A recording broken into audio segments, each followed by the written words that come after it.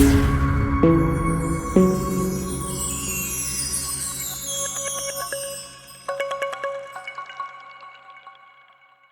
everyone, welcome back to the channel. My name is Abdullah Khan, and in today's video I'll be telling you which books you should really buy if you have just started the 11 plus preparation and if you're towards the end of your 11 plus preparation. Now, by now everyone knows that Barnes is the best at selling the books for the 11 plus preparation, but what people don't know is which types of books you need to get. Now, if you open your Barnes book, if you have one, and you look inside the inside cover, you'll see that there are 5 types of books you need to get, and these are to people at different stages of your preparation. Now, these include up to speed assessment papers. These are the types of books you need to get at the start of your preparation, and they consist of 4 packs for each subject of the 11 plus, and they are the easiest out of the categories you have. Then it moves on to the test papers. These are to be bought once you get the gist of how the whole preparation practices work, and you need to buy them a few months later. And these are a bit more advanced than the 4-pack originals, but they're still not as hard as the other. Then these goes on to the 10 minutes tests and the stretch papers.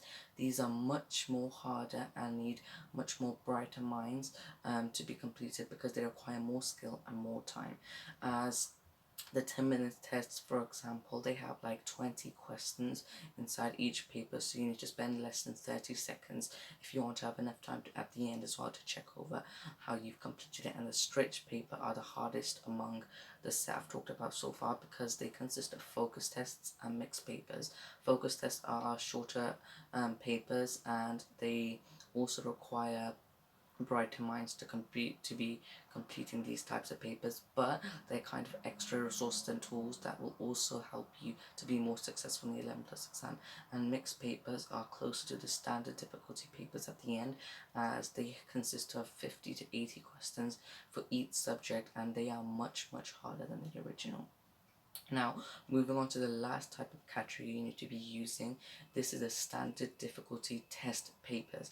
Now, these are the hardest among them all, and this is for you, for all the students who are towards the end of their 11 plus preparation, because these are very similar to the 11 plus exam, just that they're not in multi-choice format, but you're supposed to be answering them using your own words and your own working out.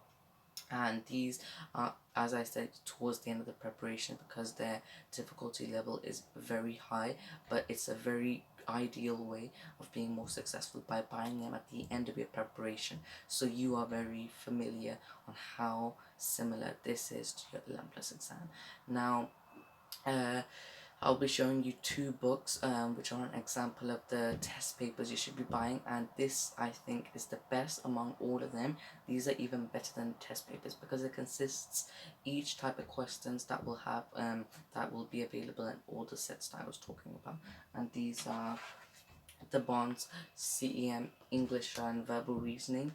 You have papers that are joined with verbal reasoning and English. You have a comprehension to start off with, or a verbal reasoning questions to start off with, and it consists of 90 marks but with 75 questions, so this is very difficult. Then it goes on to the maths and non-verbal reasoning book.